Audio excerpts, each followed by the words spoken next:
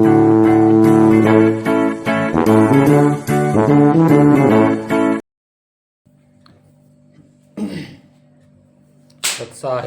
सत्साहेब सत्साहेब।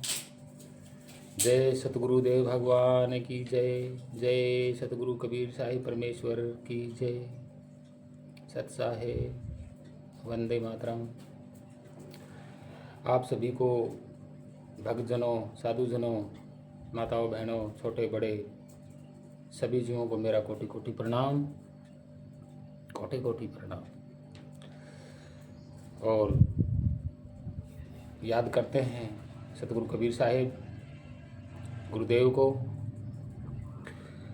कि सतगुरु साहिब ने कहा कि तन थिर, मन थिर, वचन थिर और सुरती निर्ति थिर होए। तो ये उनकी युक्ति है। इस युक्ति से ही सार शब्द को प्राप्त किया जा सकता है। मतलब समझ गए होंगे आप कि तन थिर, मन थिर, वचन थिर और पवन थिर, सुरती निर्ति थिर होए। जब सार शब्द को प्राप्त किया जाता है तो स्थिर होना पड़ता है पूरी तरह। शरीर को स्थिर करना पड़ता है, और जब शरीर को स्थिर करना पड़ता है तो मन को भी स्थिर करना पड़ता है। हलचल नहीं होनी चाहिए। ये युक्ति है, यही योग है जुड़ने के लिए। योग का मतलब जोड़ना। तो परमात्मा से जुड़ने के लिए इस युक्ति का इस्तेमाल किया जाता है। युक्ति और योग का मतलब जोड़। तो जुड़ना कैसे है, ये योग कैसे करेंगे हम? तन थिर, मन थिर और वचन थिर और निर्ति सुरती निर्ति थिर होए। मतलब जो ध्यान है उसको भी एकाग्र या स्थिर करना होता है, भटकाना नहीं होता। और ये युक्ति अगर आप सीख लेते हो तो आप सार शब्द प्राप्त करने के अधिकारी हो जाते हो। ये बीजक में लिखा है, और हालांकि होता भी ऐसा ही है। तो कबीर साहब यही युक्ति योग है उनका। योग का मतलब जुड़ना, जुड़ना। युक्ति जो है वो योग का मतलब जुड़ना, और जो युक्ति है वो तरीका। कौन सा तरीका? तो पहले तरीका यही है कि तन थिर, मन थिर और वचन थिर, सुरती निर्ति थिर हो। ये तरीका है। ये तरीका जब आप कर लेते हो तो जुड़ने में सक्षम हो जाते हो, सक्षम हो जाते हो। और इस युक्ति के बीच में और परमात्मा के बीच में जो गैप है उसी को योग कहलाया जाता है। योग, जुड़ना। जब आप जुड़ गए परमात्मा के रास्ते पे तो जो है आप सार शब्द के अधिकारी होते हो। अब सार शब्द में आप समाओगे कैसे? ये युक्ति आपको कोई सच्चा सतगुरु बताएगा, और सच्चा सतगुरु आपको जब ये युक्ति बता देगा तो मेरा मानना है कि वहाँ टाइम नहीं लगेगा, टाइम नहीं लगेगा। अब आगे चलते हैं। कबीर साहिब का जो भक्ति मार्ग है वो है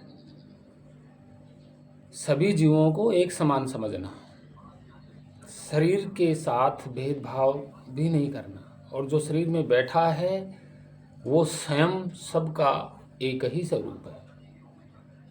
और सेवा, दया, अपने आय में से किसी की मदद करना और प्रकृति के साथ मेल मिला के चलना, ये कबीर साहिब का रास्ता है। और कबीर साहिब कि जो परमात्मा की ओर इशारा करते हैं वो है आदि नाम, सत्य नाम, सार शब्द, पूर्ण परमात्मा, परमेश्वर और परम अक्षर, यानी कि शब्द स्वरूप, अक्षर स्वरूप, यही है। अब देखिए, हम आज यहाँ बात जो कर रहे हैं वो हम प्राचीन शब्दों को लेकर कर रहे हैं कि प्राकृत में जो शब्द हैं वो आज आकर के जो न समझने के कारण उनको उल्टा लिया गया, उल्टा हो गया। देखिए कैसे उल्टा होता है। जैसे मंत्र, अब ये मंत्र जो है ये क्या करने को कहता है, कौन सा इशारा है इसका, जानिए। मंत्र जो है ये ईरानी शब्द है, ईरानी शब्द है ये, जो भारत में मैंने बताया था पिछली वीडियो में, जो भारत में आए तो कुछ शब्द उनके, कुछ नहीं, उनके आधे से ज़्यादा शब्द जो है भारत में हैं, भारत में। और ये शब्द जो है ग्रीक में भी चला गया। ग्रीक जो प्राचीन है, हमारे जो पुरानी सभ्यता थी उस टाइम जो भी ये ईरानी आए थे, ग्रीक, ये अपनी अपनी भाषा का शब्द, जो अपना शब्द है वो भी वहाँ प्रचलित हो गया था, और जो उनका शब्द है वो यहाँ प्रचलित हो गया था। तो ईरानी भाषा में मंत्र को आप चौंक जाएंगे कि मंत्र को क्या कहते हैं, और हमारे यहाँ उसको उल्टा कर दिया, जो कि पूरी तरह मंत्र की जो परिभाषा है, मंत्र जो है उसको रियल में क्या कहते हैं, वो ईरान वाले जो है वो उनका ये खास शब्द है मंत्र। ग्रीक में भी ये गया हुआ है मंत्र, लेकिन दोनों का जो प्रभाव है वो सेम है, ग्रीक का भी और ईरान का भी। और हमारे यहाँ प्रभाव उल्टा हो गया। तो जानते हैं कि ये मंत्र जो है ये क्या दर्शाता है, उनकी भाषा में क्या मतलब होता है। उनकी भाषा में मंत्र का मतलब होता है कि जिसको आप जानते हो, जिसको आप जानते हो, रूबरू जानते हो, और उसको बार बार याद करना, ये मंत्र का अर्थ होता है उनकी भाषा में। और हम यहाँ मंत्र को, आप खुद सोच लो कि मंत्र का मतलब यहाँ क्या बनाया हुआ है। मंत्र की जो रियल परिभाषा है वो है याद करना, जिसको आप जानते हैं और उसको बार बार याद करना, ये मंत्र की परिभाषा है।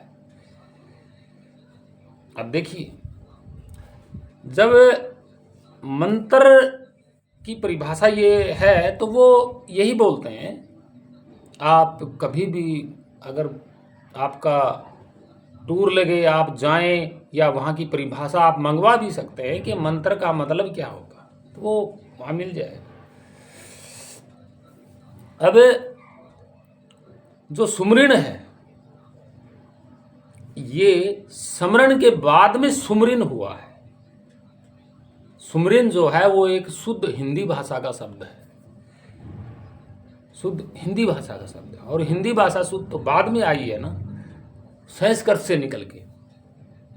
तो ये सुमरण जो है शब्द ये हिंदी का है। अब थोड़ा सा और जाते हैं इसके बैकग्राउंड में। समरण होता था, समरण से सुमरन हुआ, और जब इस समरण को हम संस्कृत में बदलते हैं तो ये होता है चिंतन। बात वहीं आ रही है ना, कि चिंतन का मतलब तो याद करना होता है भाई। जिसको आप जानते हो उसका चिंतन करना, उसकी चिंता करना, मतलब उसको याद करना, चिंतन करना। भाई आप जानते हो तभी तो उसका चिंतन करोगे। तो ये तीनों ही, ये जो सुमिरन, समरण और मंत्र, ये तीनों ही एक ही है।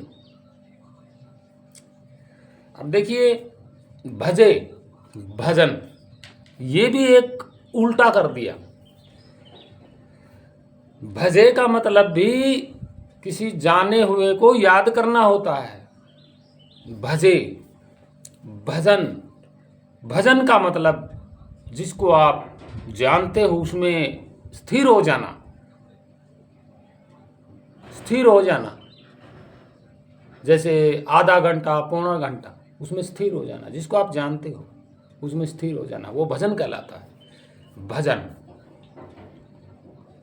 मुंह से बोलना नहीं आता, कानों से सुनना नहीं होता, आंखों से देखना नहीं होता। भजे का मतलब याद करना। अब जब बैठे बैठे आप किसी को याद करते हो ऐसे, तो उसमें कौन सी क्रिया लग रही है? कोई क्रिया नहीं लग रही, ना जुबान की है, ना आँखों की, ना कानों की, ना हाथों की, स्थिर है, आप याद कर रहे हो। ये भजन होता है। भजे का ही नाम भजन हुआ। और सबसे बड़ी बात तो यह है कि भक्त क्या होता है, भक्ति क्या होती है? भक्ति भी यही है, इसी का नाम भक्ति बोला गया है। भक्ति जो ये करता है उसको भक्ति, भक्त कहते हैं। भक्ति वो ही है। भक्ति का अर्थ भी यही होता है, चिंतन करना, किसी को याद करना जिसको आप जान चुके हो, ये होता है। चक्कर में मत पड़ना कि मंत्र कोई अलग चीज़ है। मंत्र का मतलब भी चिंतन होता है, मन में चिंतन करना। मंत्र का भी यही अर्थ होता है, स्मरण का भी यही अर्थ होता है, सुमरन का भी यही अर्थ होता है, चिंतन। जिसको बार बार याद करके ऐसे याद करना, जुड़ जाना। और भजे का भी यही अर्थ होता है, भजन का भी यही अर्थ होता है, चिंतन करना। तो ये चारों शब्द एक ही हैं भाई, उलझना मत।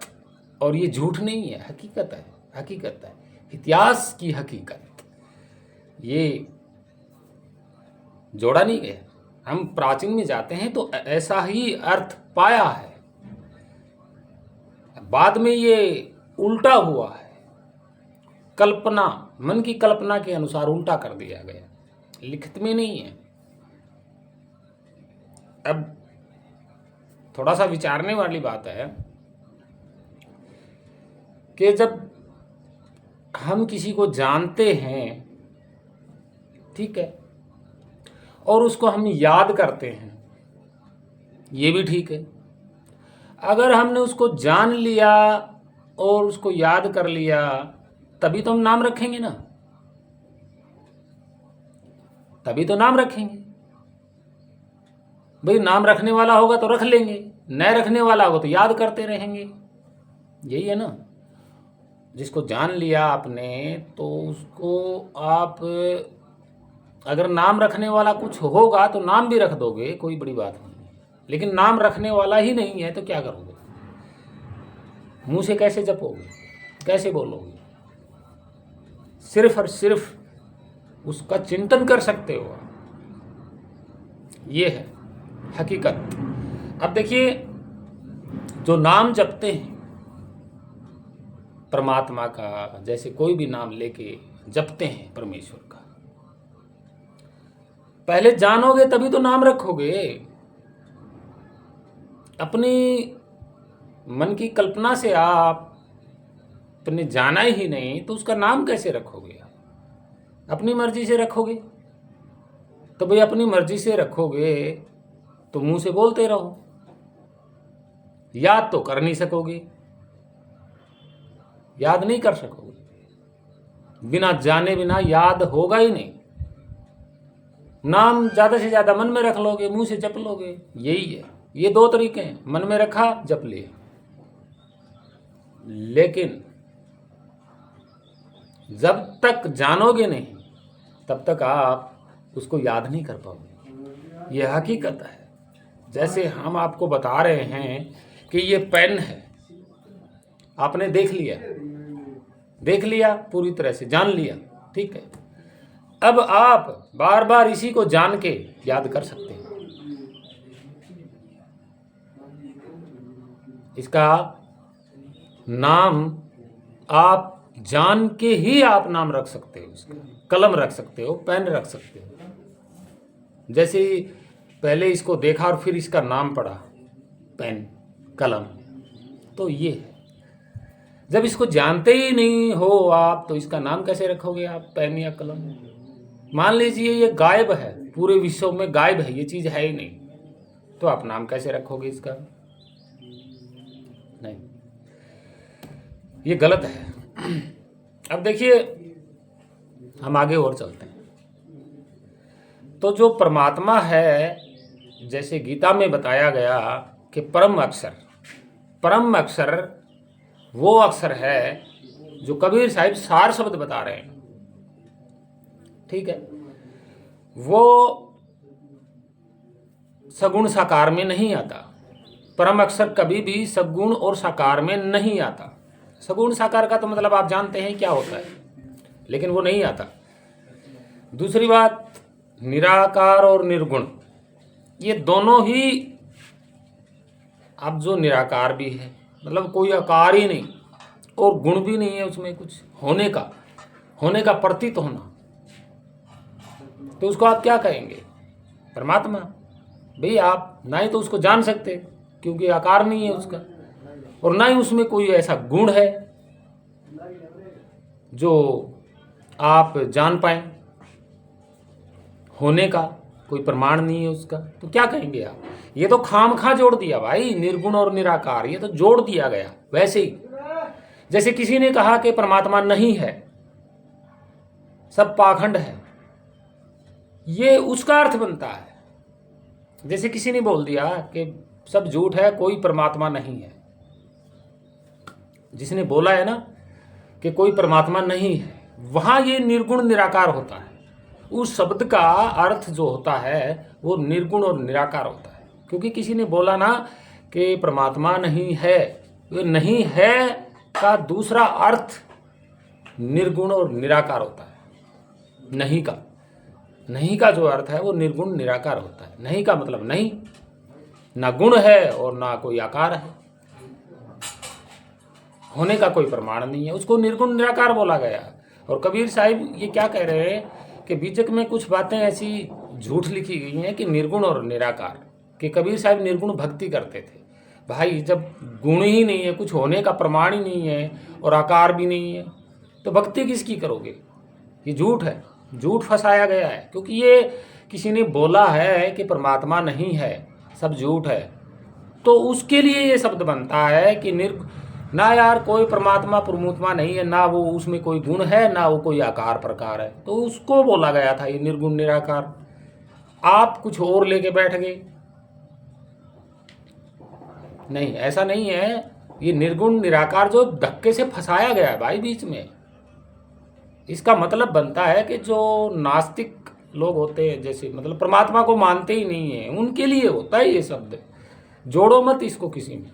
सगुण साकार को जोड़ सकते हो, क्योंकि वो तो है, सगुण साकार तो होता है, कोई भी चीज़ है सगुण साकार होती है, जो देखने में आती है, सुनने में आती है, बोलने में आती है, वो तो सगुण साकार है ही।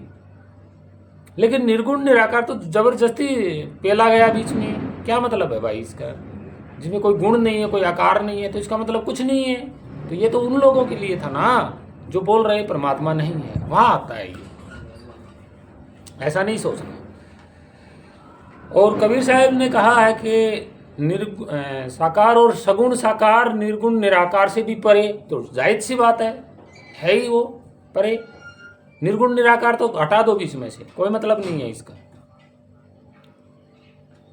तो परे तो है ही परम अक्षर, परम अक्षर है, होने का प्रमाण है उसका, हो रहा है, बस ये प्रमाण है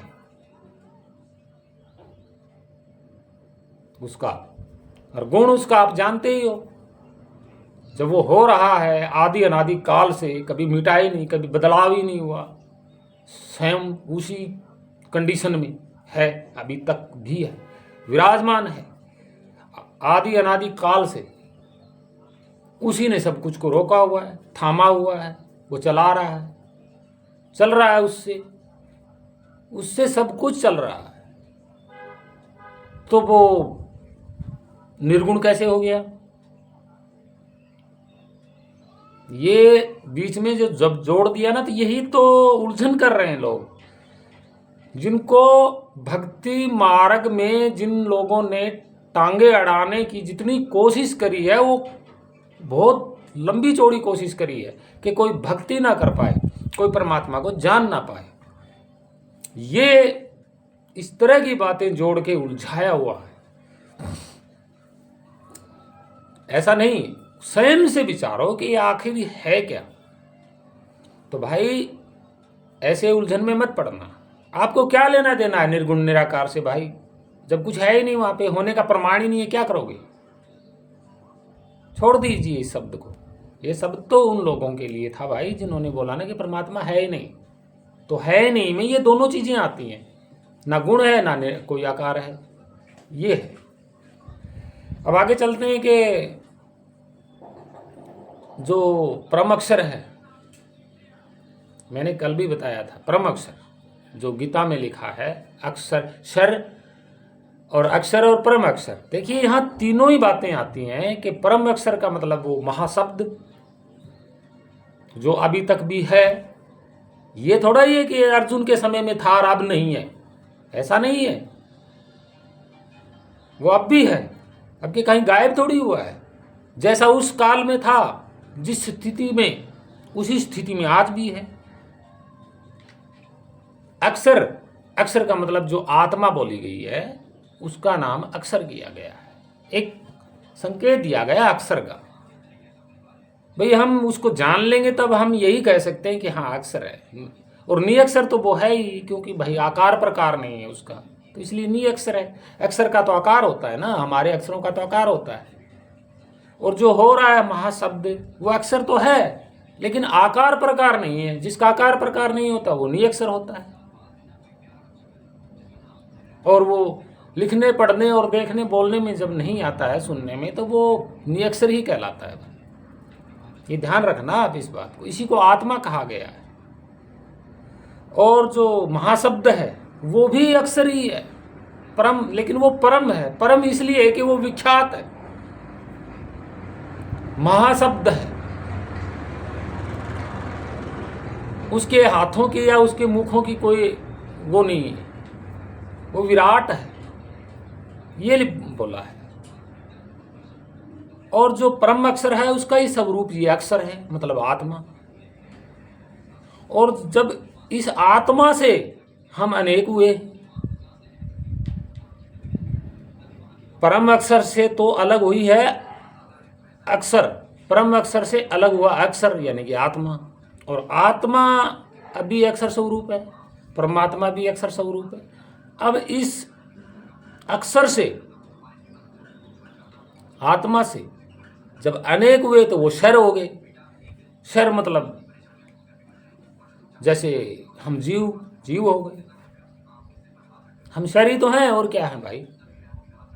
इतना छोटा अंश है हम, उस ध्वनि का इतना छोटा अंश है कि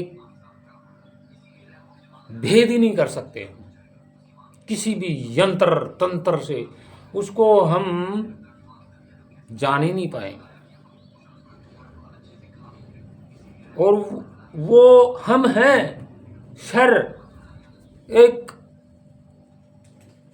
क्या बोले कि इतना छोटा जिसका कोई छोटा होने का अनुमान नहीं है, इतना छोटा। और वो हम कहाँ बैठे हैं? चित्त में। हम खुद स्वयं चित्त में बैठे। और चित्त हमारा सूक्ष्म शरीर है। इस पे बात कर रहे हैं हम आगे, और सुनते जाइएगा। अब जो महाशब्द है, विराट स्वरूप है, उसी का ही अक्षर आत्मा है। और आत्मा से अनेक वे शर, छींटे, मतलब छींटे, इतना छोटा छींटा के देखा भी नहीं जा सकता, वो है हम। ये सभी जीव वही है। अब ये मनुष्य शरीर में कैसे काम करते हैं हम देखिए। मनुष्य शरीर जो है ये सब जीवों में परफेक्ट शरीर है मनुष्य, क्योंकि इसकी सुरती और ध्यान सभी काम करते हैं ढंग से। और जो सुरती है वो भाई पावर है हमारी, बुद्धि ध्यान ये सबसे बड़ी पावर है। और ये चित्त के थ्रू काम करती है हमारी सुरती, यानी कि ध्यान। ये जिसको याद रखती है उसको याद रखती है, और भूली हुई है तो भूली हुई है, बस यही है। अब परम अक्षर गीता में इसलिए तो बोला गया ना, जीव आत्मा जो है वो शर है, और जो आत्मा है वो अक्षर है। और परम अक्षर वो महा विराट, जिसका कोई आदि अंत नहीं है। फैला भी वैसा ही है, फैलाव भी वैसा ही है उसका विराटता में, और वो हो रहा कब से, वो भी आदि अनादि काल से हो रहा है। अक्षर स्वरूप भी आदि अनादि काल से हो रहा है, जो आत्मा बोला गया है। और जीव आत्मा शर, ये भी आदि अनादि काल से भटक रहा है, शर है, शरीर में आ गया शर। अब इस जीव को उस महाशब्द को जानना है, जो हो रहा है, हर वक्त हो रहा है, हर जगह हो रहा है, वो ये सुरती जानेगी। बस केवल और केवल ये हमारा ध्यान, ये सुरती जिसको बोला गया है, जो सुरती का मतलब तो यही होता है कि भाई भूल का पर्दा, ध्यान वहाँ नहीं लग पा रहा, कोई सच्चा सतगुरु साधु संत ही इसका मेल मिलाएगा, संयोग कराएगा, युक्ति से जोड़ कराएगा, योग से। योग पता ही है कि योग वो क्या है, तन थीर मन थीर वचन थीर सुरती नीति थीर होय, तो यही है वो योग। और सार शब्द में भी यही है। सार शब्द गीता में जो बताया है ना परम अक्षर, वही सार शब्द है, कोई फर्क नहीं है। सार शब्द भी वही है, विराटता। विराट कोई अलग थोड़ा ही है, अलग नहीं है। हम आकार नहीं दे सकते। और शब्द जो होता है वो ध्वनि होती है, आपको पता है, वो महाध्वनि है, महाध्वनि। अब आप विचारिए, उस महाध्वनि का कोई आकार प्रकार है ही नहीं, तो इसलिए वो आकार दे दिया है, जैसे प्रणव ओम, लेकिन है नहीं, नहीं है नहीं। क्योंकि ध्वनि शब्द तो बहुत प्राचीन है, ध्वनि। लेकिन ध्वनि तो शुद्ध बाद में आया है ना, उससे पहले तो ध्वनि था। ध्वनि ध्वनि ध्वनि ध्वनि बाद में आया। तो ये हम जब विचारते हैं, देखते हैं, तो वो महाशब्द है, सार शब्द, सबका सार है। वही हमारा परमात्मा है। वो सार शब्द ही सत्य लोक है, वही सत्य नाम है, वही आदि नाम है, वही परमेश्वर है, वही है सब कुछ, वो शब्द। लेकिन कोई ढंग से बताता नहीं है। गीता में भी कथावाचक इस बात को नहीं बताते ढंग से। पता नहीं क्यों नहीं बताते भाई, ये तो मैं नहीं जानता। अब अर्जुन और कृष्ण को लेके चल रहे हैं, तो अर्जुन कृष्ण का जो है वो भजन कर रहे हैं, मुंह से बोल के भजन कर रहे हैं। हालांकि कृष्ण ने तो गीता में कहा ही नहीं, केवल चिंतन सुमरण के लिए बोला है। जो भागवत कथा सुनते हैं उनको विचार करना चाहिए कि भाई जो कथा सुना रहा है वो कह क्या रहा है। जब उसकी बात सुन लेंगे ढंग से, और जो बताने वाला है वो अगर बता दे तो फिर बात ही अलग हो जाएगी। ये है, जैसे कबीर साहिब ने मना किया है बीजक में, जप तप, जप और तप, क्रिया कर्म व्रत उपवास, इसके लिए मना किया है कबीर साहब ने। और यही बात गीता में भी है। उस महाशब्द परम अक्षर को जानने के लिए कोई ये कर्मकांड थोड़ी ना करने होते। पूजा किसकी कर रहे हो, ये भी तो देखो। पूजा पाठ किसकी कर रहे हो भाई? आप पूरी तरह जानते हो, देखा है आपने, उस पे लागू हो सकता है, वो भी जरूरत नहीं है। पूजा जीते जागते इंसान की होती है। पूजा वो जीता है तो उसकी पूजा करें। पूजा का मतलब सेवा होता है। ये पूजा जो शब्द है ये हिंदी का शुद्ध शब्द है, और सेवा पूजा का ही दूसरा नाम है, और मंत्र का भी यही है अर्थ होता है। फर्क कुछ नहीं है, उल्टा कर दिया कि मुख से जपो। अरे जप का मतलब तो याद करना, चिंतन होता है भाई। जप का मतलब ही यही होता है, मुंह से बोलना तो उचारना होता है, जप नहीं होता। बोलना होता है, उचारना होता है, पुकारना होता है मुंह से। तो जप का मतलब जप का मतलब भजे भजे। जप तो एक याद करने की वो है। आप मुंह से जपने लग गए बिना ही सोचे समझे, जाने बिना, किसी को जाना ही नहीं और जप में शुरू हो गए। ऐसा नहीं है, ये गलत है। और जो चिंतन जो है वो चित्त में किया जाता है। चित्त ही है पुराना जो सबसे पुराना है, जो वो चित्त है। चित्त में ही आप सब कुछ रख सकते हैं। चित्त में ही आप बैठे हैं। आपकी यादें और आप चित्त के अंदर दोनों बैठे हो। आप स्वयं बैठे हो चित्त में, और स्वयं आप क्या हो, किस स्वरूप में हो, वो भी आपको याद है। लेकिन इसमें आने के बाद आप भूल गए। जब आप समय चित्त में बैठे हो तो आप हो ना, तो आपको याद नहीं है आप कैसे हो, किस स्वरूप में हो। आप स्वयं तो शरीर में और चित्त में, शरीर फिर चित्त और फिर आप बैठे हो। अब जैसे कोई आदमी किसी मकान में बैठा है तो उसको पता है ना मेरा शरीर है, लेकिन मैं मकान में बैठा हूँ।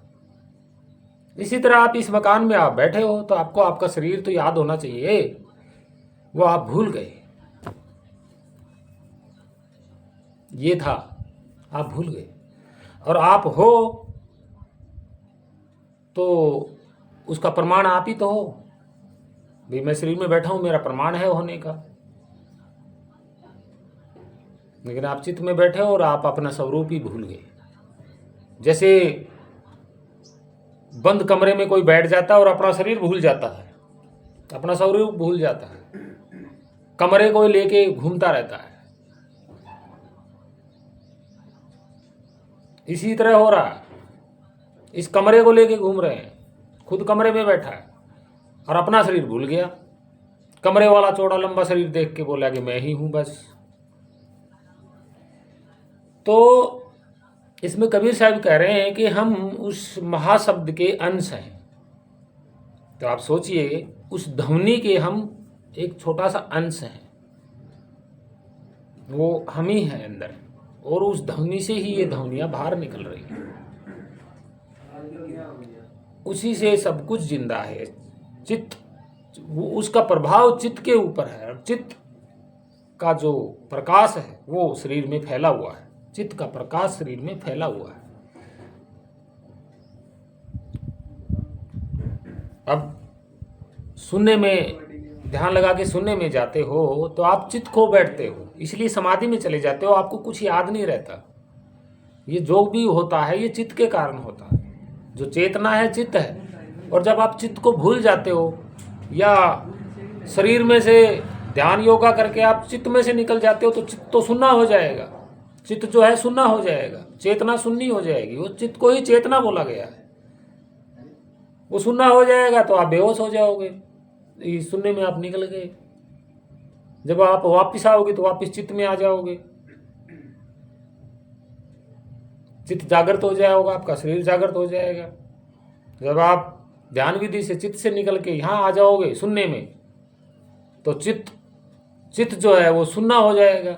यानी कि आपने चित्त को छोड़ दिया तो सुन्ना हो जाएगा, वो बस बेहोश हो जाओगे या आपको पता ही नहीं चलेगा कहाँ हो। जब तक चित्त साथ में नहीं चलेगा तब तक होने का प्रमाण नहीं मिलेगा। ये है, क्योंकि जब आप अकेले जाते हो तो आपको नहीं पता कहाँ गए, क्योंकि सब कुछ तो चित्त है। चित्त में से आप निकल गए, चित्त में से आप निकल गए, सुनने में चले गए। वहाँ क्या मिलेगा? कुछ आपको याद ही नहीं है भाई। सब कुछ चित्त ही तो है, जो याद रखवाएगा, होने का प्रमाण दिलवाएगा, ये चित्त है सब कुछ। तो ऐसा नहीं करना। सच्चे सतगुरु जो होते हैं वो चित्त होते हुए लखाते हैं, जागृत में लखाते हैं। ये रहा। और सब कुछ जानना उसी को कहते हैं जो जागृत में जाना जाता है। जैसे आपने जिंदगी जी जागृत में पेन को जान लिया, इसी तरह जागृत में जाना जाता है। अगर आप चित्त को छोड़ के सुनने में चले गए तो वहां आपको कोई प्रमाण ही नहीं मिलेगा। आप अपने ही अंदर घुसे हुए हो यहाँ सुनने में, तो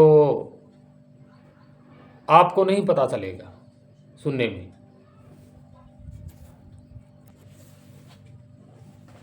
तो भाई जो चित्त है उसको छोड़ के यहाँ सुनने में मत जाइएगा। आप जब सुनने से वापस ही आओगे चित्त में, तो आप किसी को क्या बताओगे होने का प्रमाण? मैं हूं का प्रमाण होना बाहर होगा। जब बाहर सार शब्द को आपकी सुरती, आपका ध्यान उसमें लग जाएगा, तब पता चलेगा अपने होने का प्रमाण। अगर आप चित्त से निकल के यहाँ जाओगे तो आपको होने का प्रमाण कभी नहीं मिलेगा। और जब आप योग साधना करोगे, यहाँ ध्यान लगाओगे त्रिकुटी में, तो आपके चित्त का ही प्रकाश यहाँ आएगा, 100% आएगा, क्योंकि आपका जो कुछ भी है वो चित्त ही है। चित्त को छोड़ के जाना मतलब सुनने में जाना। चित्त तो है नहीं, सब कुछ चित्त में ही है। चित्त ही वहां जानता है। अगर चित्त साथ में आ जाएगा तब जानेगा। लेकिन चित्त को छोड़ के अगर जाओगे तो कुछ नहीं मिलेगा। प्रमाण तो चित्त है, प्रमाण चित्त करवाएगा, और जो आपने देखा है वो चित्त ही याद रखेगा। और सुनने में, जब समाधि में ही चले गए तो वहां कुछ नहीं मिलेगा। योगी जन बहुत चले गए इस सुनने में जा जाके, कुछ नहीं मिला। कबीर साहब ने खुद ने कहा है,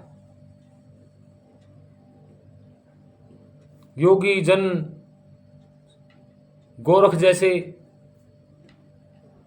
सुनने में जा जाके और चित्त की ही शक्तियां ले लेते थे। वहां मुक्ति नहीं है। समाधि में, चित्त में, जब आप का जो ध्यान है, सुरती है, जो बाहर भटक रही है, हर एक चीज के ऊपर जाके टिकती है, कभी किसी पे जाके लग जाती है, कभी बाहर किसी भी चीज पे, सुरती तो हमेशा बाहर ही भटकती रहती है।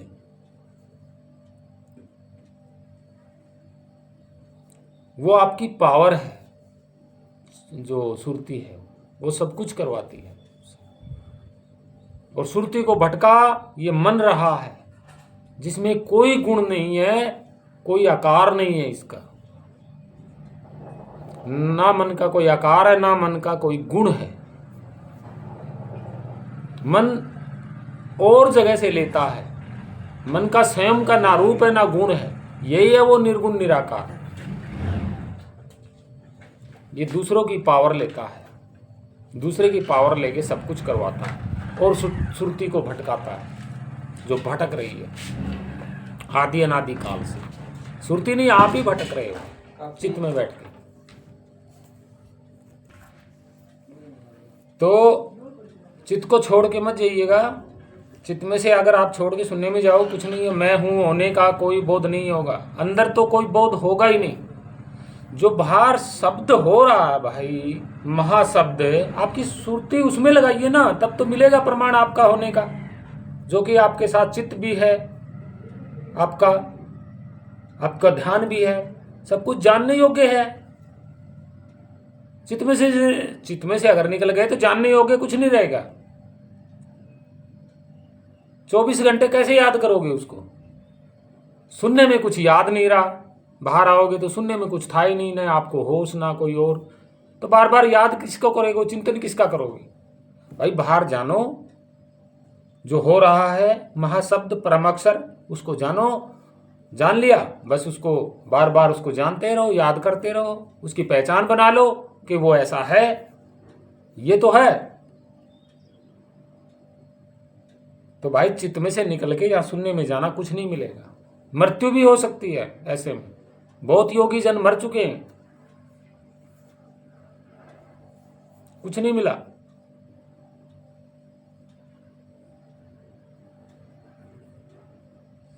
तो ऐसा नहीं करना। अब देखिए, चित्त में आप शब्द स्वरूप हैं या नहीं है, इसका एक एग्जाम्पल देते हैं। कौन सा एग्जाम्पल? एग्जाम्पल ये है कि कोई बोलता है तो कानों पे असर पड़ता है।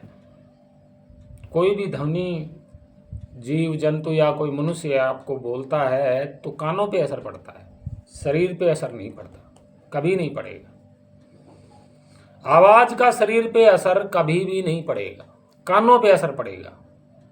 और ना ही आवाज का आंखों पे असर पड़ेगा, ना ही आवाज का मुंह पे असर पड़ेगा। इसका मतलब अटैच नहीं हो सकती वो। अगर अटैच हो भी गई आवाज आपको, तो आपको पता ही नहीं, आपको नहीं पता। जैसे बाहर से आवाज आपको अनुभव नहीं करवा रही शरीर पे, तो अंदर आप स्वयं आवाज में बैठे हो, तो स्वयं का कैसे पता लगेगा शरीर में? ये पेन है, ठीक है, ये यहां अटैच किया, आपको अनुभव हुआ। इसी पेन को अगर मान लीजिए कहीं पे भी अटैच करोगे, आपको अनुभव होगा, प्रभाव पड़ेगा। अब देखिए, जब खाना ज्यादा खा लेते हैं तो अंदर तो खाना होता है ना, तो पेट पे प्रभाव पड़ता है कि नहीं पड़ता? अंदर से हर एक चीज का अंदर से प्रभाव पड़ता है। लेकिन आपका खुद का शरीर पे प्रभाव महसूस क्यों नहीं होता? इसलिए नहीं होता कि जैसे आवाज का प्रभाव महसूस नहीं होता, इसी तरह आप स्वयं एक आवाज हो, शब्द स्वरूप हो, ध्वनि हो, और वो आप अंदर हो, इसलिए प्रभाव नहीं पड़ रहा आपका शरीर पे। यही तो है भाई। बाहर से एक एग्जाम्पल ले लो ना, जैसे कुछ भी शब्द बोलोगे तो वो प्रभाव नहीं डालेगा, दूर से कहोगे तो शरीर पे कोई असर नहीं पड़ेगा, शरीर पे कोई असर नहीं पड़ेगा आवाज का। इसीलिए जो महाशब्द है उसका शरीर पे अटैच होना, वो सब अटैच है, वो महाशब्द, वो ध्वनि अटैच है हमारे शरीर पे, लेकिन हमारे प्रभाव नहीं पड़ रहा शरीर पे, लेकिन वो है, हम जुड़े हुए हैं उससे।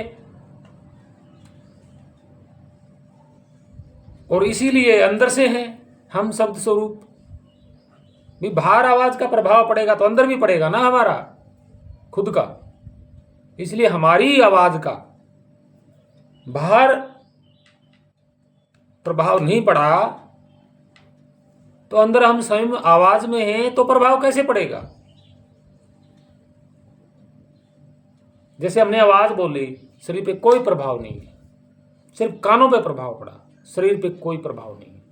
और ना ही हमने जो शब्द बोले हैं ये दिखाई देंगे, दिखाई भी नहीं देंगे। तो यहीं से विचारिएगा, बाहर से विचारिएगा कि हमारी ही आवाज हमारे शरीर पे किसी प्रकार का कोई प्रभाव नहीं पड़ रहा, और ना ही वो दिखाई दे रही, ना ही उसका कोई आकार प्रकार, और लेकिन है आवाज हमें सुनाई दे रही है। ठीक उसी प्रकार परम अक्षर सार शब्द का हमारे ऊपर प्रभाव है, लेकिन महसूस नहीं हो रहा। ठीक इसी तरह हमारी आवाज का महसूस नहीं होता, तो वो तो एक झीणी है, बिल्कुल झीणी, जो सुनाई भी नहीं देती। उसका प्रभाव कैसे महसूस हो जाएगा शरीर पे? ठीक है, वो इतनी झीणी है जो हमें कानों से सुनाई नहीं देती। ये तो समझ में आ गया। अब उसी का हम अंश हैं, उसी झीणी आवाज का हम अंश हैं। उस झीणी आवाज की एक बूंद जैसी आवाज तो कितनी छोटी होगी, और उसी बूंद जैसी आवाज के अगर अंश होए तो कितने छोटे होंगे। इतने छोटे हैं हम शरीर में। इसलिए हमारे होने का शरीर में ये नहीं हो पा रहा कि हम कहाँ बैठे। ये है सच्चाई। बाहर से जानिए, फिर अपने अंदर लीजिए कि हाँ यही है, शब्द स्वरूप है। और उस स्वरूप को जानने के लिए आपकी सुरती ध्यान काम करेगा। जो बाहर हो रहा है उससे आप मेल मिलाओगे, तब अपने आप को होने का एहसास हो जाएगा। ये हकीकत है, सत्य है। गीता में परम अक्षर का हम अंश हैं। इतना छोटा कि कह नहीं सकते। शरीर में है, उसका कोई हमारे अंदर प्रभाव होने का अनुभव नहीं होता। जैसे बाहर आवाज का अनुभव नहीं होता, इसी तरह अंदर भी नहीं होता। खाली आवाज हैं हम, और चित्त में बैठे हुए, चित्त में कवर हो गए। किसने किया? महाशब्द ने हमें नहीं बनाया, परम अक्षर ने हमें नहीं बनाया। उससे तो सब कुछ चल रहा है। बनाने वाला जो उसकी बूंद है, उस महाशब्द का जो अक्षर है एक अलग हुआ, उस अक्षर से हम क्षर हो गए, छोटे हो गए, मतलब उसके अंश हो गए। जो का तो वो विद्यमान है, और महा अक्षर है, परम अक्षर, वो भी विद्यमान है। सब तीनों ही विद्यमान है, लेकिन मिल नहीं पा रहे। और वो महाशब्द यहाँ हो रहा है हमारे चारों ओर, लेकिन प्रभाव नहीं पड़ेगा। आवाज का कोई प्रभाव नहीं पड़ता ध्वनि का शरीर पे। और वो तो इतनी झीणी है, इतनी झीणी है कि कानों से भी नहीं सुन सकते, सिर्फ जान सकते हैं। तो ये समझ में आने के बाद आप किसका भजन करोगे, किसका जाप करोगे? बताइए। आप अपनी मर्जी से लगा लोगे उस झीणी जो हो रहा है, जो कानों से सुनने का कोई विषय नहीं है। देखने का तो विषय छोड़ दो, और बोलने का विषय छोड़ दो, क्योंकि देखोगे तभी तो बोलोगे उसके लिए। सिर्फ जानोगे उस आदि नाम को, वही है सब कुछ। लोक भी वही है, सत्य लोक भी वही है, सत्य नाम भी वही, सब कुछ वही है। तो ये मैंने इसलिए समझाया भाई कि आप उलझन में ना पड़े। हम ही ये शब्द बोल रहे हैं, और हम ही अपनी कल्पनाओं से जोड़ दिया, बना लिया सब कुछ। ऐसा नहीं। तो आपके समझ में आया होगा कि भजे का भी मतलब याद करना होता है, चिंतन करना होता है। भजने का भी मतलब चिंतन करना, याद करना होता है। और स्मरण का भी, सुमरन समरण, ये भी याद करना, चिंतन होता है। किसको? जिसको जान लिया। और मंत्र का भी यही अर्थ होता है, लेकिन ये ईरानी शब्द है। इन चारों में यही होता है कि जिसका आप चिंतन करते हो परमात्मा का, तो उसके लिए जो लागू है वही यही है: सेवा भाव, प्रेम, करुणा, दया, किसी पे दया करना, सभी को समान समझना, ये है। तो आप को हमने ये बताया, आपको कैसा लगा? आप जरा विचारिए, अपने से विचारिए। जो हमने बताया आपको, चित्त के बारे में बताया आपको, सार शब्द के बारे में भी बताया आपको, ध्वनि के बारे में भी बताया, और इनके शब्दों के, प्राचीन शब्दों के अर्थ क्या होते हैं ये भी हमने आपको बताया। तो आप उलझिए मत। उस गीता के परम अक्षर कबीर साहब के सार शब्द दोनों ही एक ही है, उसको जानिए। और वो जनाएगा सच्चा सतगुरु, पक्का जनाएगा, जो जानता होगा। भ्रम में मत पड़िए, बिल्कुल भी भ्रम में पड़ने की जरूरत नहीं है। भ्रमिए मत, पहले जानिए, फिर उसका चिंतन करिए, उसको हमेशा याद रखिए। जो भार हो रहा है, जो भार हो रहा है, महाशब्द, महा परम अक्षर, सार शब्द जो हो रहा है, केवल और केवल वही है, वही उसका स्वरूप है, वही उसका नाम है। जो कुछ भी वो एक ही है, द्वैत में नहीं है। और उस जैसे हमारी आवाज़ का प्रभाव शरीर पे नहीं पड़ता, तो उस झिणी जो शब्द हो रहा है, ध्वनि, आवाज़ हम जो कहते हैं, उसका प्रभाव कैसे पड़ेगा शरीर पे? हो रहा है लेकिन प्रभाव नहीं हो रहा। इसी तरह उसका हम इतना छोटा अंश है जो शरीर में, चित्त में बैठे हैं, तो आवाज़ ही तो है, उसका प्रभाव कैसे होगा? जब बाहर नहीं हो रहा किसी आवाज़ का प्रभाव हो, तो अंदर कैसे होगा? अंदर भी तो आवाज़ ही है, हम आवाज़ ही तो हैं। एक ध्वनि है, छोटा सा, इतना छोटा, और चित्त में बैठे, सब कुछ चित्त के कारण हो रहा है। तभी तो कह रहे हैं ना कि उसको जान के चित्त में रखिए, चित्त लाइए, चित्त में रखिए, और फिर उसका चिंतन करिए। क्योंकि आप भी वहीं बैठे होंगे, आपकी याद जो आपने जाना है वो भी वहीं बैठे हैं। दोनों हमेशा उस याद के साथ रहिए जिसको आपने जाना है, हमेशा उसको याद रखिए। ये था हमारा कहना। आगे और बताएंगे आपको, तो मैं आपसे यही विनती करता हूँ कि आप उलझिए मत, अपने शरीर पे लेके चलिए, अपने से जानिए। हाँ, सार शब्द जो महाशब्द परम अक्षर है, उसके लिए आपको सच्चे सतगुरु के पास जाना पड़ेगा, ये पक्का है। जो जानते हैं, सुनने में जाने की कोशिश मत करिए। अपने चित्त को छोड़ के आप सुनने में जाते हो, ये कौन सी अच्छी बात है? नहीं, गलत बात है, अच्छा नहीं है ये। चित्त को छोड़ के आप स्वयं सुनने में चले जाओगे तो आप क्या प्राप्त करोगे? चित्त तो आपके साथ है ही नहीं, चित्त तो सुना हो गया, चित्त को तो आप भूल गए। तो यहाँ वहाँ क्या मिलेगा? कौन बताएगा क्या है वहाँ पे? चित्त के सिवा कोई नहीं बताएगा।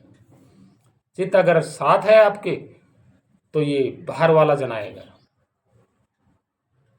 सुरती जो शब्द है, उसमें आप स्वयं शब्द हो, सुरती के जरिए जानोगे, ध्यान के जरिए जानोगे, तो वो यहाँ लगेगा। यहाँ पे भी हो रहा है, हर जगह हो रहा है, कानों से सुनने का विषय नहीं है। कोई लोग कहते हैं कि एक ब्रह्मांडीय धुन है। कौन सी ब्रह्मांडीय धुन की बात कर रहे हो आप? कौन से ब्रह्मांड की बात कर रहे हो, ये तो बताओ, सोचो जरा यार। बोल तो दिया कि ब्रह्मांडीय धुन है। अरे ब्रह्मांडीय धुन किसको कहते हैं? आज हम आपको बताते हैं। हमारे शरीर से कोई भी आवाज या हम बना रहे हैं या हो रही है, उसको बोलते हैं ब्रह्मांडीय धुन। जैसे दिल की धड़कन है, ये धड़क रहा है, ये ब्रह्मांडीय है। ब्रह्मांड शरीर को बोला गया है। आसमान, गगन मंडल को, जो आसमान है, नभ है, और जो गगन मंडल है, इसको आप ब्रह्मांड मत बोलिएगा, ये ब्रह्मांड नहीं है। जो हमारे ऊपर तारे, नक्षत्र, चंद्र, सूर्य जो ये हैं, ये ब्रह्मांड नहीं है। ये तो भाई गगन मंडल है, आसमान है, ये तो नभ है। ब्रह्मांड ये है। और इससे जो ध्वनियां हो रही हैं, इससे होने का मतलब क्या है? क्या है इससे होने का मतलब? इस ब्रह्मांड से होने का मतलब क्या है भाई? इस ब्रह्मांड में तो ये दिल धड़क रहा है, आज तक ना सुरती इसको सुन पाई है दिल की धड़कन को, और ना कान इसको सुन पाए नहीं। जब ये जोर से धड़कता है सिर्फ आपको प्रभाव पड़ता है आपके ऊपर, आवाज तो फिर भी नहीं आती। तो आप किसको बोल रहे हो ब्रह्मांड ये धुन? अरे 24 घंटा ये धुन हो रही है, दिल की धड़कन जो हो रही है, क्या कभी आपने सुरती लगा के जाना है? क्या आपने कभी अपने कानों से सुना है? कैसी उल्टी बात कर रहे हो आप? ठीक नहीं है ये। ब्रह्मांड क्या होता है? ब्रह्मांड ये पूरा शरीर है भाई, यही है ब्रह्मांड। ऊपर वाला जो हो गगन मंडल है, इसको ब्रह्मांड मत कहना। गगन मंडल और ब्रह्मांड में कितना अंतर है, बोलने में ही अंतर है। गगन मंडल आसमान, और आप बोल रहे हो ब्रह्मांड। ब्रह्मांड का मतलब बंधा हुआ अंडा। ब्रह्मांड का मतलब होता है बंधा हुआ अंडा। ये शरीर बंद है, अंडा है, एक बंधा हुआ अंडा ब्रह्मांड बोला जाता है। उसमें कौन रहता है? जीव, हम रहते हैं। यह है ब्रह्मांड।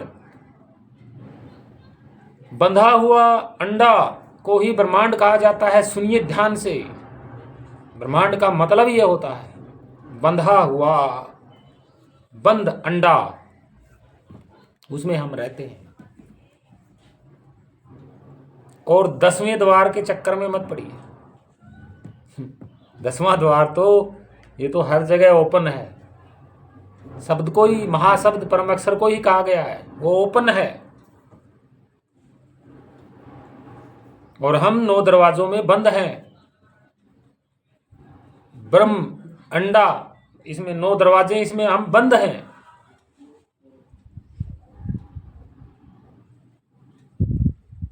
तो हम अगर मुख से उसको बोलेंगे तो ये दरवाजा बोलेगा, तो परमात्मा की प्राप्ति नहीं होगा। सांसों से अगर हम कुछ जप रहे तो भी परमात्मा की प्राप्ति नहीं होगी। आंखों से अगर हमने देखा है कुछ तो भी परमात्मा की प्राप्ति नहीं होगी। कानों से अगर हमने सुना है कुछ तो भी परमात्मा की प्राप्ति नहीं होगी। 10 दरवाजों को अगर आप यूज करोगे तो परमात्मा की प्राप्ति नहीं होगी, ये कहा गया है। और हम परमात्मा की प्राप्ति करने के लिए 10 दरवाजों का यूज कर रहे हैं, ये बोला है। उल्टा मत लेके चलिए, नहीं तो बीजक का इतिहास खराब हो जाएगा। और 10वां दरवाजा जो वो तो ओपन है, हमेशा से ही ओपन है। हमारी भूल है। वो सच्चा सतगुरु होगा, वो दिखा देगा, मतलब लखा देगा, जना देगा, ये है आपका दरवाजा। इसमें आप, इसी को आप जानते रहिए बस कि 9 दरवाजे बंद, 10वां दरवाजा खुला। यार क्यों उल्टी बात कर रहे हो? पहले 9 दरवाजों को कंट्रोल तो करो।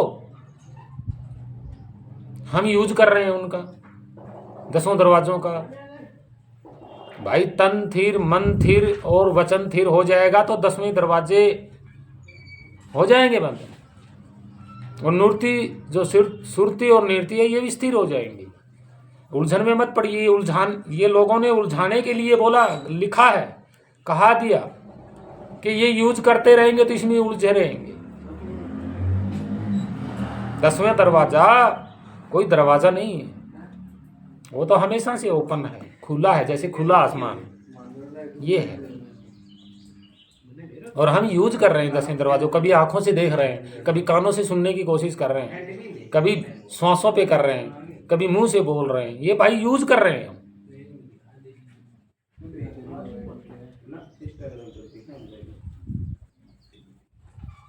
क्या बात कर रहे हो?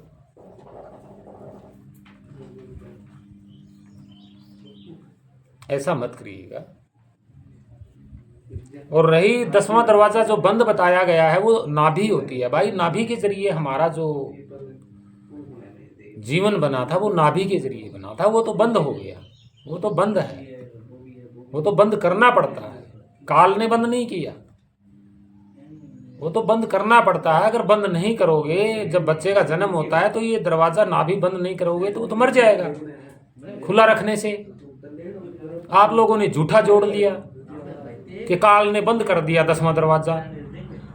चलो कोई बात नहीं, आप किसी बच्चे के जन्म पे खुला रख के छोड़िए, जिंदा रह जाएगा। यार कैसी उल्टी बात कर रहे हो आप लोग।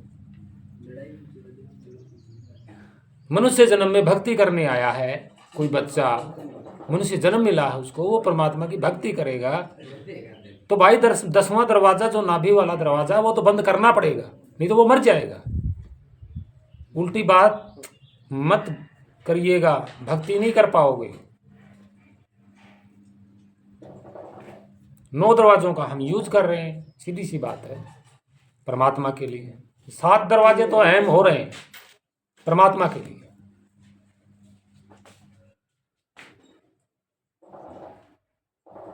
आप जिंदे हो तो भाई आपको पेशाब पानी भी करना पड़ेगा, आपकी शादी हुई तो बाल बच्चे भी जो आपको संभालने होंगे। यार उल्टी बात तो पे क्यों जा रहे हो। 10वां दरवाजा आप खोल के तो देखिए, जिंदा रह जाएगा,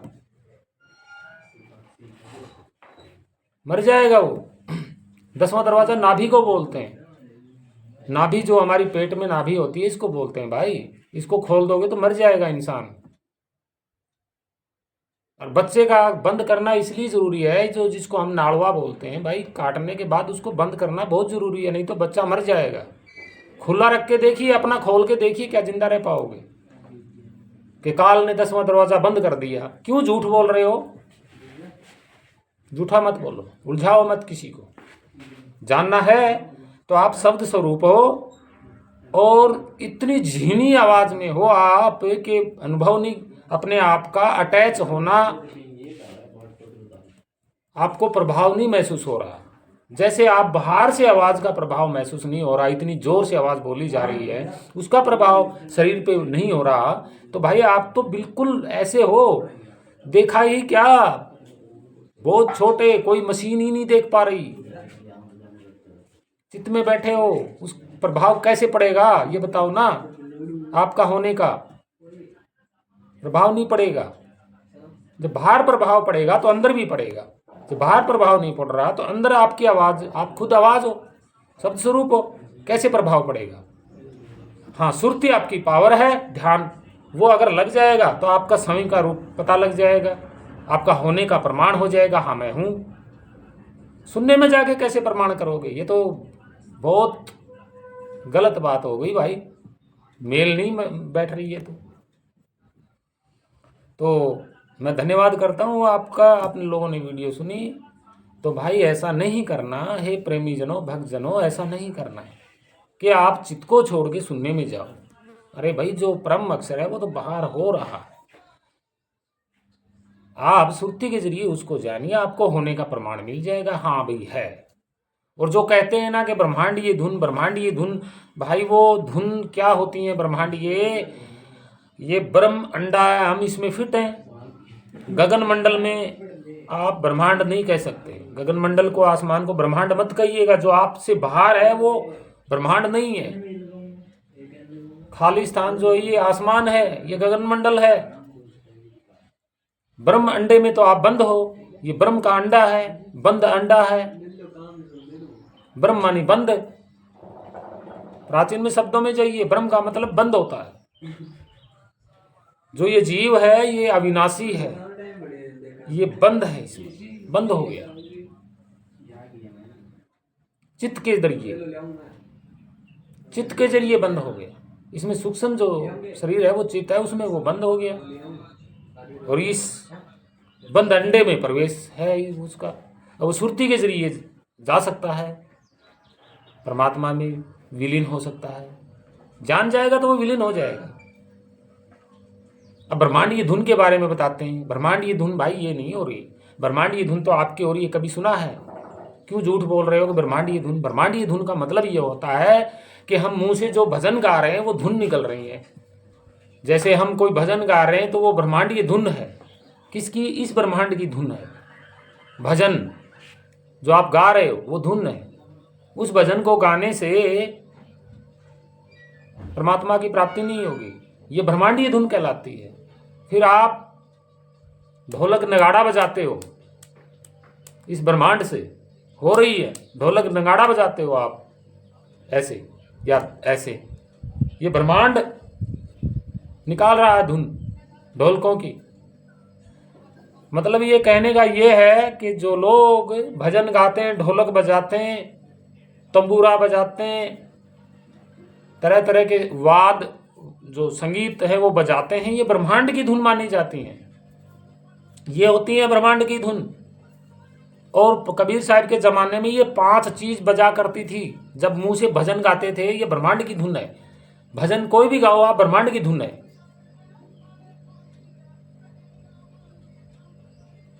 हाथों से आप ढोलक बजाओगे तो ये ब्रह्मांड की धुन है। शंख बजाओगे तो ये ब्रह्मांड की धुन है। ब्रह्मांड ही तो कर रहा है ये धुन। बांसुरी बजाओगे तो ब्रह्मांड की धुन है। कबीर साहब ने इन धुनों के लिए बोला है, ब्रह्मांड की ये धुन है। ये ब्रह्मांड खुद बजा रहा है, यानी कि मन बजा रहा है, मन काल बजा रहा है। ये काल की धुने, जो मन आपसे जो धुने बजवा रहा है, ढोलक बजवा रहा है, शंख बजवा रहा है, टाली बजवा रहा है, बांसुरी बजवा रहा है, मुंह से गीत गुआ रहा है, ये क्या है? ब्रह्मांड की धुन बोला गया है। ये गगनमंडल की धुन नहीं है, ब्रह्मांड की। ब्रह्मांड खुद कर रहा है। मन कौन है? काल। ये काल की धुने हैं।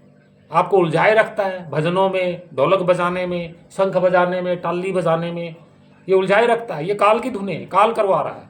ये है वो 5 धुन। उस वक्त 5 साज बजते थे। कबीर साहब ने लिखा है ना कि ये ब्रह्मांड की धुन है, 5 धुन काल की हैं। तो काल की हो गई भाई। मन बजवा रहा है, शंख बजवा रहा है, वीणा बजवा रहा है, एक तारा बजवा रहा है, ढोलक बजवा रहा है, मुंह से बजवा रहा है, मन बजवा रहा है। उलझन में मत पड़िएगा।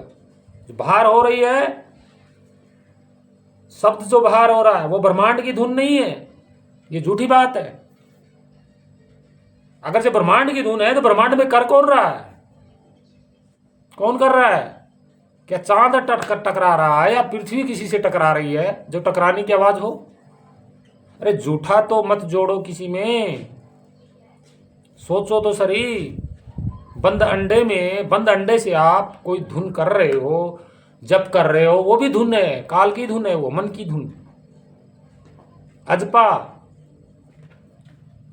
वो आप कर रहे हो मन में, अजपा वो भी धुन है, वो भी मन ही कर रहा है, काल। शंख बजा रहे हो वो भी काल की धुन है। वीणा बजा रहे हो आप, जो मतलब इस ब्रह्मांड से आप धुनें निकाल रहे हो वो काल की धुनें होती हैं, मन के द्वारा। और जो बाहर हो रही है वो सिर्फ सुरती जान लेती है। कई कहते हैं कि बाहर ब्रह्मांड में एक धुन हो रही है। कहाँ हो रही है ब्रह्मांड में? ब्रह्मांड तो ये है, शरीर है, इसमें ये धुन हो रही है। कभी सुनिए दिल की धड़कन, कभी सुरती से जाना है, कभी कानों से सुनी है। कैसे कह दोगे कि ब्रह्मांड की धुन है? भाई ब्रह्मांड की धुन तो आप सुन ही नहीं पा रहे। ये है दिल की धड़कन, ब्रह्मांड की एक ही धुन है, सिर्फ दिल की धड़कन जो हो रही है। महाशब्द की जो ध्वनि है वो बाहर हो रही है। और जब आप जान जाओगे तो आप कान बंद करोगे तो भी वो हो रही है, कान खोलोगे तो भी वो हो रही है। कानों का विषय नहीं है वो, आंखों का विषय नहीं है, सांसों का विषय नहीं है, मुंह का विषय नहीं है, शरीर का कोई विषय नहीं है। शरीर स्थिर, ब्रह्मांड की सारी धुनें बंद, और धुन में रमे रहोगे। आपको लगेगा कि ये कानों से सुन रही है, कानों से नहीं हो रही वो। आप विचास के देखिए, कई लोग भ्रमित कर रहे हैं कि जो बाहर झीणी एक शब्द हो रहा है और किसी ने जान लिया, उसके लिए बता रहा हूं भाई, भ्रमित मन होना। वो रियल परमात्मा महाशब्द है जिसको आप जान चुके हो। वो ब्रह्मांड की धुन नहीं है। वो बाहर आसमान में जो हो रही है वो ब्रह्मांड मत बोलना उसको, ब्रह्मांड है ही नहीं। ब्रह्मांड तो ये है, बंद अंडा। तो भाई आप विचार लगाइए, अगर हो रही है, अगर किसी ने जान ली है तो कान बंद करके आप देख सकते हैं। कान क्या करता है? कान जो बाहर आवाजें होती है उनको सुनता है, वीणा को सुनता है, शंख को सुनता है, टाली, कोई भी आवाज होती है इस पृथ्वी पे किसी भी प्रकार की, या आसमान में हवाई जहाज जा रही है, या कोई हेलीकॉप्टर जा रहा है, या कोई पक्षी चिल्लाता हुआ आसमान में जा रहा है, उनको ब्रह्मांडीय आवाज बोला जाता है, क्योंकि जो पक्षी बोल रहा है वो भी ब्रह्मांड है, ब्रह्म का बंद अंडा है, ठीक है। वो बोल रहा है तो वो ब्रह्मांडीय आवाज बोलते हैं उसको, मतलब शरीर से होने वाली कोई भी आवाज ब्रह्मांडीय आवाज होती है।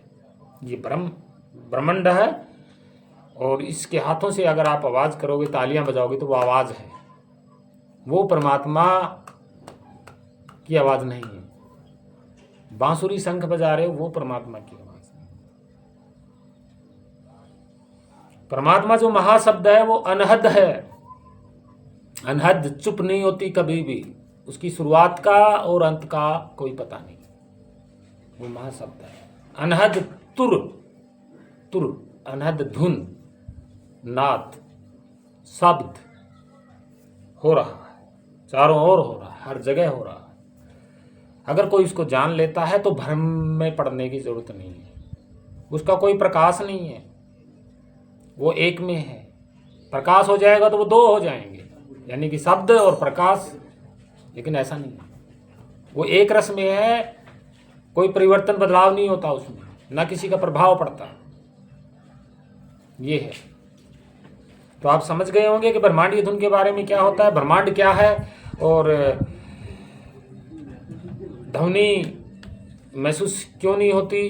तो इसलिए आप ध्वनि हो, इसलिए आप महसूस नहीं हो रहे अंदर से, अपने शरीर पे प्रभाव नहीं पड़ता, क्योंकि बाहर प्रभाव नहीं पड़ता। और मंत्र, सिमरन, चिंतन, भजन, भजे, ये क्या होते हैं ये भी आप जान गए होंगे। तो आशा करता हूँ आप विचारिए, अपने समय से विचारिए। तो आपको मैं कोटि कोटि प्रणाम करता हूँ। सत्य साहेब सतगुरुदेव परमात्मा की जय। और आप सभी भक्तजनों, प्रेमी जनों, माताओं, बहनों, छोटे बड़े सभी जीवों को मेरा कोटि कोटि प्रणाम। आशा करता हूँ आप समझ गए होंगे। अगली वीडियो में फिर हम कोई बढ़िया सा तथ्य लेकर चलेंगे, भ्रमने की कोई ज़रूरत नहीं है। और हमने समझाया, आप समय से विचारिए। और आप सभी को प्रणाम। सत्य साहिब, सत्य साहिब, सत्य साहिब, सत्य सत जो सच्चा सतगुरु है, जो आपकी सूरती शब्द में लगाएगा, उसके पास जाइए, आप उनके चरणों में जाइए, आपको वो ज़रूर लखाएंगे। और आशा करता हूँ कि भ्रम से दूर हो जाइएगा। जय सतगुरुदेव भगवान की जय। प्रणाम। वंदे मातरम।